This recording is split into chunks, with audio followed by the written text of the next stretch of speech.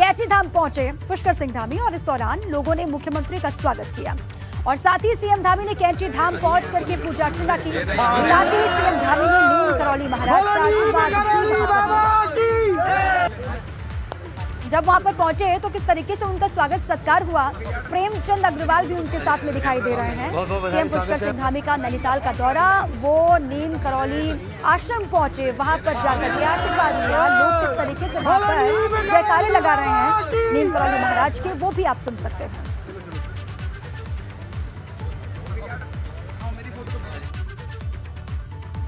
यमुनोत्री धाम से लौट रहे यात्री की मौत हुई है, बड़ी जानकारी आपके सामने है। हार्ट अटैक बताई जा रही है मौत की वजह और यमुनोत्री धाम की यात्रा पर अब तक 14 यात्रियों की जान जा चुकी है। ये बड़ी जानकारी देखिए, यमुनोत्री धाम से लौट रहे यात्री की मौत हुई है। कहा यह जा रहा है कि हार्ट अटैक की वजह से मौत हुई है और ये देखिए अभी तक का जो डेटा है, यमुनोत्री धाम की यात्रा पर 14 यात्रियों की जान जा चुकी है। 3 मई से यात्रा की शुरुआत हुई और 3 मई से लेकर के देखिए अभी वक्त है 15 तारीख आज है और 14 यात्रियों की जान जा चुकी है। इसी पर हमारे साथी नितिन जुड़ चुके हैं अधिक जानकारियों के साथ। नितिन, जिस यात्री की मौत हार्ट अटैक से बताई जा रही है, क्या जानकारी है यात्री को लेकर? मामला है, जब एक 70 वर्षीय बुजुर्ग है यमुनोत्री धाम की यात्रा से लौट रहे थे। एक यमुनोत्री का जो पड़ाव है, सड़क पड़ाव श्याना चट्टी के पास में ये जो यात्री है 70 वर्षीय जो बुजुर्ग है, इनकी अचानक से तबियत बिगड़ जाती है और इनको अस्पताल में लेके जाया जाता है। लेकिन वहाँ पे जो डॉक्टर हैं, डॉक्टरों ने उनको बड़कोट सामुदायिक चिकित्सालय के लिए रेफर कर दिया। 108 एम्बुलेंस के माध्यम से जब तक बड़कोट पहुँचाते उससे पहले ही ये श्रद्धालु की मौत हो गई है। अब तक अगर हम मौत के आंकड़ों की अगर बात करें तो अब तक 14 जो श्रद्धालु हैं वो यमुनोत्री पैदल मार्ग कहें या फिर यमुनोत्री यात्रा में अलग अलग पड़ाव में अलग अलग तरीकों से उनकी मौत हुई है। दीपा जी, नितिन, अभी व्यवस्थाएं कैसी हैं? जो पैदल मार्ग हैं, जो अलग अलग पड़ाव हैं, वहां पर स्थितियां पहले से बेहतर हुई हैं कुछ? देखिए दीपा, अगर व्यवस्थाओं की अगर बात करें तो यमुनोत्री जो ट्रैकिंग मार्ग है, यानी कि जो पैदल मार्ग है, 5 किलोमीटर पैदल मार्ग है और इसमें ऐसी कोई व्यवस्था नहीं की गई कि जिसमें जो श्रद्धालु है वो वन वे की तरीके से जा सके। एक रास्ता है, मात्र 5 फीट का ये रास्ता है और इस 5 फीट चौड़े रास्ते में जो है श्रद्धालुओं को जाना भी होता है और आना भी होता है। ठीक है नितिन, अभी भी व्यवस्थाएं और सुदृढ़ करने की आवश्यकता है, दुरुस्त करने की आवश्यकता है, ये जानकारी आप दे रहे हैं। शुक्रिया आपका नितिन पूरी जानकारी के लिए। हरिद्वार में एक एम्बुलेंस जाम में फंस गई। यात्रा सीजन चल रहा है और ऐसे में उत्तराखंड आने वालों की काफी भीड़ उमड़ रही है। हरिद्वार नेशनल हाईवे पर लंबा जाम लग गया। इस दौरान एक एम्बुलेंस भी जाम में फंस गई। देखिए जाम कितना लंबा, ये तस्वीर भी आपको हम दिखा रहे हैं। हरिद्वार नेशनल हाईवे पर ये लंबा जाम लगा और खबर ये है कि एक एम्बुलेंस इस जाम में फंस गया काफी देर तक। देखिए यात्रा का सीजन चल रहा है, चारधाम यात्रा का सीजन है और ऐसे में बहुत बड़ी संख्या में जो लोग हैं वो उत्तराखंड का रुख भी कर रहे हैं। श्रद्धालु लगातार पहुंच रहे हैं और ऐसे में व्यवस्थाएं वहां पर लगातार चरमरा रही हैं, आप कह सकते हैं। इसी पर रोहित भी हमारे साथ लगातार बने हुए हैं। रोहित, ये जाम की तस्वीरें हम दर्शकों को दिखा रहे हैं। कितने बजे का ये पूरा मामला है? अभी जाम वहां पर खुल चुका है और एम्बुलेंस को लेकर क्या जानकारी है रोहित? मैं बताना चाहूंगा कि यात्रा सीजन के साथ साथ अब 3 दिन की छुट्टियां पड़ेगी, जिससे पंजाब, हरियाणा, दिल्ली, कई राज्यों के लोग हरिद्वार की तरफ और चारधाम यात्रा के लिए आ रहे हैं। और जो हरिद्वार दिल्ली नेशनल हाईवे से बिल्कुल सुबह 4 बजे से ही जाम लगा हुआ है। धीरे धीरे गाड़ी चल रही है, कई जगह कई स्थानों पे एम्बुलेंस ही फ्री है। पुलिस प्रशासन प्रयास कर रहा है कि गाड़ियां निकाली जाए, धीरे धीरे उनको चलाया जाए, मगर यात्री की संख्या तेजी के साथ बढ़ती जा रही है। जैसे दूसरी तरफ तेज धूप है, जिस कारण यात्री काफी परेशान भी है। ठीक है, अभी भी वहां पर जाम की स्थिति बनी हुई है। प्रशासनिक अमला जो है वो मोर्चा संभाल रहा है। शुक्रिया रोहित आपका पूरी जानकारी के लिए।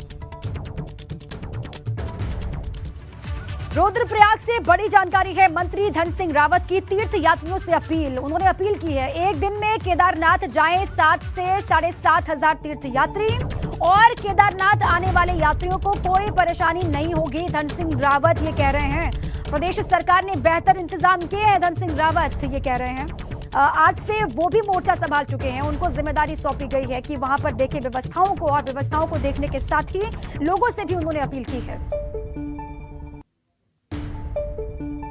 आज माननीय हमारे दोनों विधायक और यहाँ के जिलाधिकारी, हम सब लोग आज गुप्त काशी तक पूरी यात्रा के व्यवस्थाओं को देखने के लिए गए थे। सरकार की तरफ से हर प्रकार की व्यवस्थाएं की जा रही हैं। और चाहे स्वास्थ्य के क्षेत्र में हो, चाहे आवास तीर्थयात्रियों के लिए हो वहाँ पे, चाहे उनके परिवहन की व्यवस्था हो, चाहे उनके खाने की व्यवस्था हो, हर प्रकार की व्यवस्थाओं का वहाँ पे ध्यान रखा जा रहा है। और मैं ये कह सकता हूँ कि किसी भी तीर्थयात्री को कोई भी दिक्कत यहाँ आने वाली नहीं है। देखिए, केदारनाथ धाम में संचार सेवा लड़खड़ाने लगी है। दूर संचार व्यवस्था लड़खड़ाने से तीर्थयात्रियों के साथ ही स्थानीय व्यापारी बेहद परेशान है।